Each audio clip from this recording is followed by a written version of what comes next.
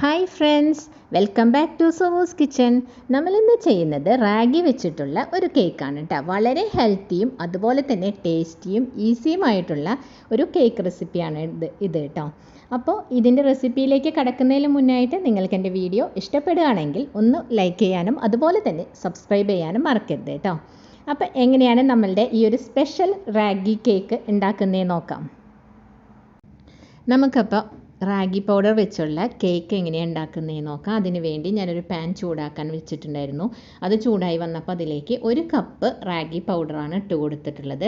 ഇത് നന്നായിട്ടൊന്ന് ചൂടാക്കി എടുക്കണം. അപ്പോൾ ചൂടാക്കുമ്പോൾ എപ്പോഴും ഫ്ലെയിം സ്ലോ ടു മീഡിയം ഫ്ലെയിമിൽ മാത്രം വെക്കുക, അല്ലെങ്കിൽ പെട്ടെന്ന് ഇതങ്ങ് കരിഞ്ഞു പോകും കേട്ടോ.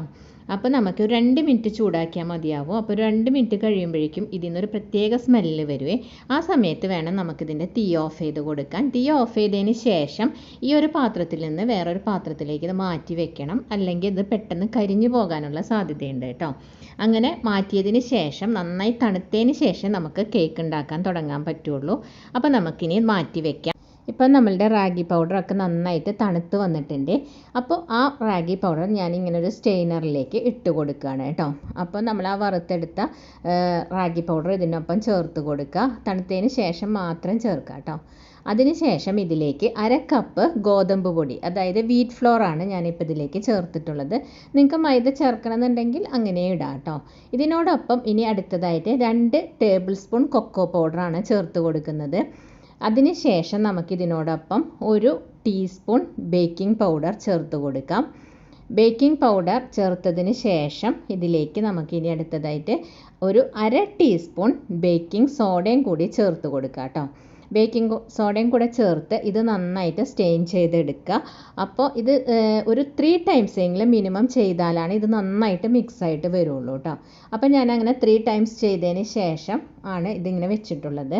ഇനി ഇതൊന്ന് മാറ്റി വയ്ക്കാം. അടുത്ത ഇതിലേക്ക് എഗ്ഗിൻ്റെ ഒരു മിക്സ് റെഡിയാക്കാനുണ്ട് കേട്ടോ. അപ്പോൾ എഗ്ഗിൻ്റെ മിക്സ് തയ്യാറാക്കാൻ വേണ്ടി ഞാൻ 2 കോഴിമുട്ട ഇതിലേക്ക് പൊട്ടിച്ചൊഴിച്ചിട്ടുണ്ട്. ഇത് റൂം ടെമ്പറേച്ചറിലുള്ള എഗ്ഗാണ്. ഫ്രിഡ്ജിൽ നിന്ന് ഡയറക്റ്റ് എടുത്ത് ഒഴിക്കാതിരിക്കുകയായിരിക്കും നല്ലത്. അപ്പം ആ സ്ട്രക്ചർ മാറിപ്പോവാൻ സാധ്യതയുണ്ട് കേട്ടോ. ഇനി ഇതിലേക്ക് ഒരു 1/4 കപ്പ് വെജിറ്റബിൾ ഓയിലാണ് ചേർക്കുന്നത്. അപ്പം നിങ്ങൾക്ക് വേണമെന്നുണ്ടെങ്കിൽ 1/2 കപ്പ് വെജിറ്റബിൾ ഓയിൽ ചേർക്കാം, പിന്നെ ബട്ടർ ചേർക്കേണ്ട ആവശ്യമില്ല. ഞാൻ പക്ഷേ 1/4 കപ്പ് വെജിറ്റബിൾ ഓയിലും 1/4 കപ്പ് ബട്ടറുമാണ് ഇവിടെ ചേർത്തിട്ടുള്ളത്. സോൾട്ടഡ് ബട്ടറാണ് ഞാൻ എടുത്തിട്ടുള്ളത്. അൺസോൾട്ടഡ് ബട്ടർ ആണെങ്കിൽ നമ്മൾ നേരത്തെ പൊടികളൊക്കെ ഇങ്ങനെ സീവ് ചെയ്ത് വെച്ചില്ലേ, അതിൻ്റെ കൂടെ ഒരു പിഞ്ച് ഉപ്പും കൂടെ ഇട്ട് കൊടുക്കുന്നത് നല്ലതായിരിക്കും കേട്ടോ. അപ്പോൾ ഞാനിപ്പോൾ ഇവിടെ സോൾട്ടഡ് ബട്ടർ ആയ കാരണം അത് ഉപ്പൊന്നും ചേർത്തിട്ടുണ്ടായിരുന്നില്ല. ഇനി നിങ്ങൾക്ക് ബട്ടർ മാത്രം ഉപയോഗിക്കണമെങ്കിൽ 1/2 കപ്പ് ബട്ടർ ഉപയോഗിക്കാം കേട്ടോ. അപ്പോൾ ഇനി അതുപോലെ തന്നെ നിങ്ങൾക്ക് ഇനി ഈ എഗ്ഗ് ഒട്ടും ഉപയോഗിക്കാതെ പ്യുവർ വെജായിട്ട് ഈ കേക്ക് ചെയ്തെടുക്കണം എന്നുണ്ടെങ്കിൽ നിങ്ങൾ ഒരു 3/4 കപ്പ് പാലെടുക്കുക. അതിലേക്ക് ഒരു 1.5 ടീസ്പൂൺ വിനെഗർ ഒഴിച്ചു കൊടുക്കുക കേട്ടോ. അപ്പോൾ അതൊരു പിരിഞ്ഞ ഒരു സ്ട്രക്ചറിൽ വരും.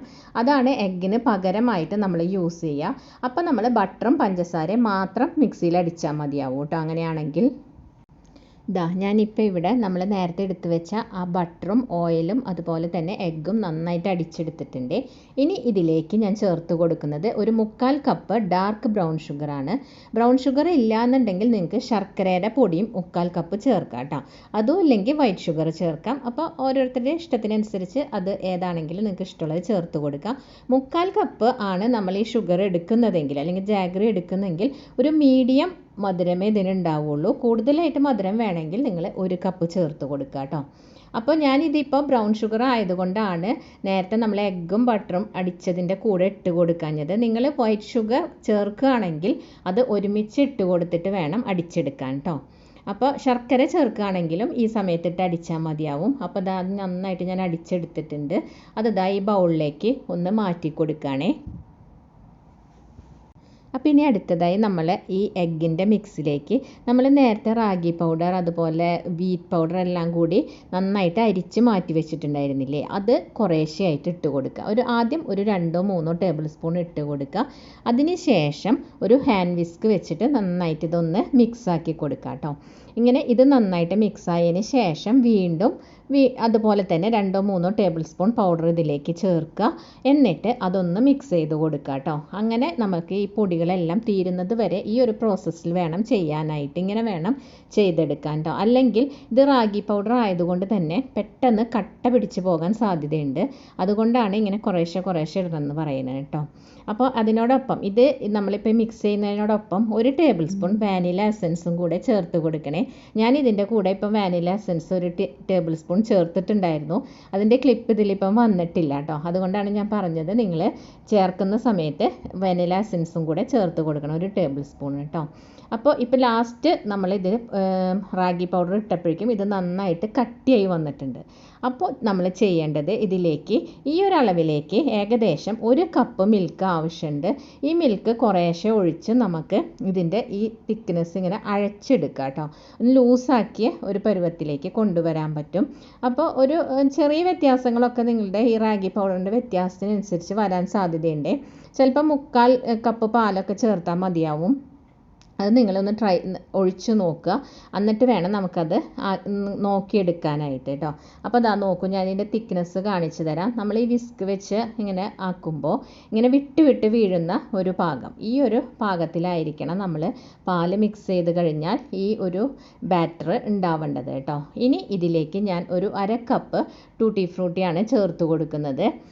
നിങ്ങൾക്ക് ഇതിൻ്റെ ഒപ്പം വേണമെങ്കിൽ നട്ട്സ് എന്തെങ്കിലും ചേർക്കണം എന്നുണ്ടെങ്കിൽ ചേർക്കാം. അപ്പോൾ ടൂട്ടി ഫ്രൂട്ടി മാത്രമേ ഞാനിപ്പോൾ ഇവിടെ ചേർക്കുന്നുള്ളൂ. അത് നന്നായിട്ട് മിക്സ് ആക്കിയതിന് ശേഷം ഈ മിക്സ് നമുക്ക് ഒരു സെറ്റാക്കിയിട്ടുള്ള കേക്ക് ടിന്നിലേക്ക് മാറ്റി കൊടുക്കാം കേട്ടോ. അടുത്തതായി നമുക്ക് കേക്ക് ബേക്ക് ചെയ്യാനുള്ള ഈ ബേക്കിംഗ് ട്രേ ഒന്ന് സെറ്റാക്കി എടുക്കാം കേട്ടോ. അതിന് വേണ്ടി ഒരു അല്പം ബട്ടർ ഇട്ട് ഈ ബട്ടർ ഇതിൻ്റെ എല്ലാ വശത്തേക്കും സൈഡിലേക്കും എല്ലായിടത്തേക്കും ഒന്ന് സ്പ്രെഡ് ചെയ്ത് കൊടുക്കുക. അതിന് ശേഷം ഒരു ബട്ടർ പേപ്പർ ഇതിൽ വെച്ച് കൊടുക്കുക. എന്നിട്ട് ഈ ബട്ടർ പേപ്പറിൻ്റെ മുകളിലും ഒരല്പം ബട്ടർ ഇട്ടിട്ട് ഒന്ന് സ്പ്രെഡ് ചെയ്ത് കൊടുക്കുക കേട്ടോ. അപ്പോൾ എന്ന് വെച്ചാൽ നമുക്ക് കേക്ക് ബേക്ക് ചെയ്ത് കഴിയുമ്പോൾ പെട്ടെന്ന് എടുക്കാൻ വേണ്ടിയിട്ടാണ്. അതിനുശേഷം ഇതിലേക്ക് ബാറ്റർ ഒഴിച്ച് കൊടുക്കാം. അപ്പോൾ ബാറ്ററിൻ്റെ തിക്നെസ് ഇത് കറക്റ്റ് ഈ ഒരു രൂപത്തിലായിരിക്കണം കേട്ടോ. അതിനുശേഷം അതിൽ ഉള്ള എയർ ബബിൾസൊക്കെ പോകാൻ ഒന്ന് ടാപ്പ് ചെയ്ത് കൊടുക്കാം.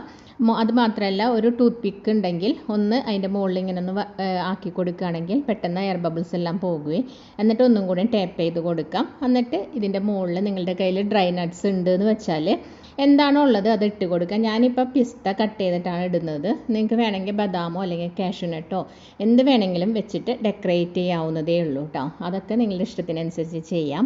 അപ്പോൾ നമുക്കിങ്ങനെ ഒന്ന് സ്പ്രെഡ് ചെയ്ത് കൊടുക്കാം. അപ്പോൾ ഞാനിവിടെ കേക്ക് ബേക്ക് ചെയ്യാൻ വേണ്ടിയിട്ട് ഒരു പാത്രം അടുപ്പിൽ വെച്ച് ചൂടാക്കിയിട്ടുണ്ടായിരുന്നു. 10 മിനിറ്റ്സ് ഇത് പ്രീ ഹീറ്റ് ചെയ്തിട്ടുണ്ട് കേട്ടോ. ഫുൾ ഫ്ലെയിമിൽ വെച്ചിട്ട് പ്രീ ഹീറ്റ് ചെയ്തതാണ്. അതിലേക്ക് നമ്മൾ ഈ കേക്ക് ടിൻ ഇറക്കി വെച്ച് കൊടുക്കുകയാണ് കേട്ടോ. അപ്പോൾ ഇതൊരു 50 to 55 മിനിറ്റ്സ് ഒക്കെ എടുക്കും. അതിന് ശേഷം നമുക്കിതൊന്ന് അടച്ച് വെക്കാം. അടച്ച് വെക്കുമ്പോൾ നോക്കൂ, ഈ ലിഡിന് ഇവിടെ ഒരു ചെറിയ ഹോൾ ഉണ്ടല്ലോ, അത് നമുക്കൊരു ഗ്രാമ്പ് വെച്ചിട്ട് അതൊന്ന് ഫിൽ ചെയ്ത് കൊടുക്കാം. അപ്പോൾ അതിൻ്റെ ഉള്ളിലൂടെ എയർ വരുന്നത് നമുക്ക് ഇല്ലാതാക്കാൻ പറ്റും കേട്ടോ. അപ്പോൾ ഒരു 40 മിനിറ്റ്സ് ഒക്കെ കഴിയുമ്പോൾ നിങ്ങളിതൊന്ന് കുത്തി നോക്കണം. അപ്പോൾ ആ സമയത്ത് നമുക്ക് നോക്കുമ്പോൾ അറിയാം എത്ര സമയം കൂടി എടുക്കും എന്നുള്ളത്. അപ്പോൾ ഒരു 50 to 55 മിനിറ്റ്സ് എന്തായാലും ഇത് ആയി കിട്ടാൻ എടുക്കും. അതെല്ലാം നിങ്ങൾ മൈക്രോവേവിലാണ് വെക്കുന്നെങ്കിൽ 160 ഡിഗ്രിയിൽ 45 to 50 മിനിറ്റ്സ് വരെ വെച്ച് കൊടുക്കുക.